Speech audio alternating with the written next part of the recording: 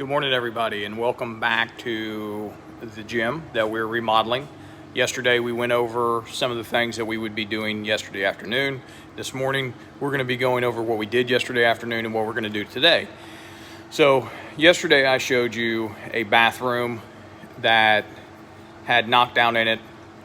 The ceiling had already been done, and that the owner wanted the walls to be smooth. So what we did is we came in, and the first coat that you put on is called a skim coat. That coat is used to fill in all of the ridges and valleys that is created when you do a knockdown, which we know is used to hide things. So here is the skim coat of the bathroom. As you can see, there's still some areas that are, the ridges are up and all that. This skim coat basically is like a scratch coat in stucco. We use this to fill in. The next coat will be the coat that we use to smooth the wall down. And then depending on how bad it is after that, and I mean bad, how straight we're able to get it with one more coat, we may have to do another one. Typically, no more than 3 coats, including the scratch coat. And then you can go and do little fill-in spots because there's always areas that are really just don't come out. So this was the wall that needed to be skim coated so we could brown coat it. As you can see, there's still some little things left up on the corner. We will knock those out. We always do a cleanup before we start so we don't get these rocks in our mud. These hard pieces of drywall mud get stuck in your trowel and they drag, and you've got a beautiful wall, and then all of a sudden you got this humongous valley in it. So I want to show you real quick. We are using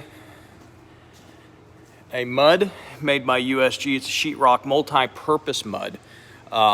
This is good for going over things, for resurfacing walls that have knocked down on them. Typically, we would be using, if we were redoing everything, that bathroom would have different type of sheetrock than I'm sure it has in it. We'd be using a moisture-resistant, mildew-resistant sheetrock.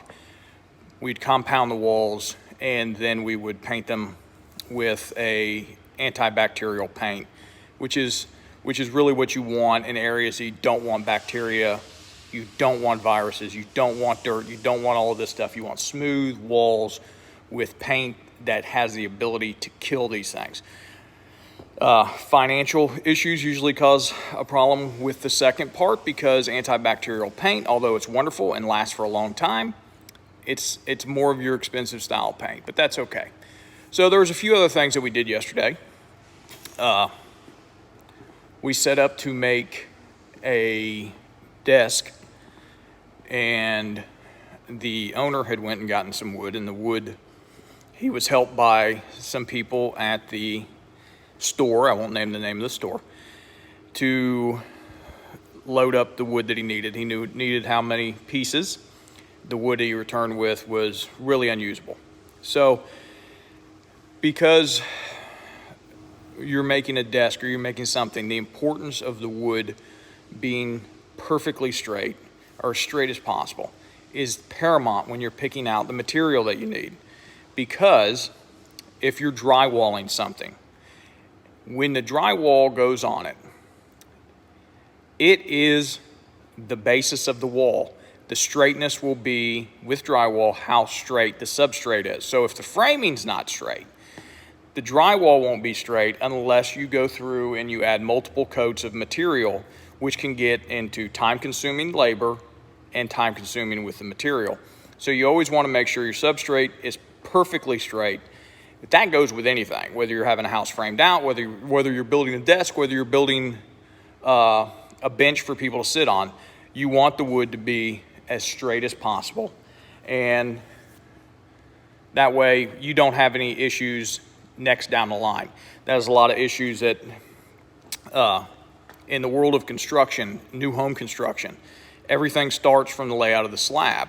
If the person who lays out the slab lays it out wrong, the next person, which is either a carpenter who is going to do wood walls in a stick frame house, or a block mason, when he goes off what's there, he has to go with what's left. A lot of times they go with what they know how to do, and you may have one side that's oblong to the other side. Again, everything needs to be straight. Construction is meant to be straight. If you have rounded areas and all that, trust me, it's still meant to go straight in one section, whether it's rounded or not. So that's enough for today. I showed you what was done yesterday to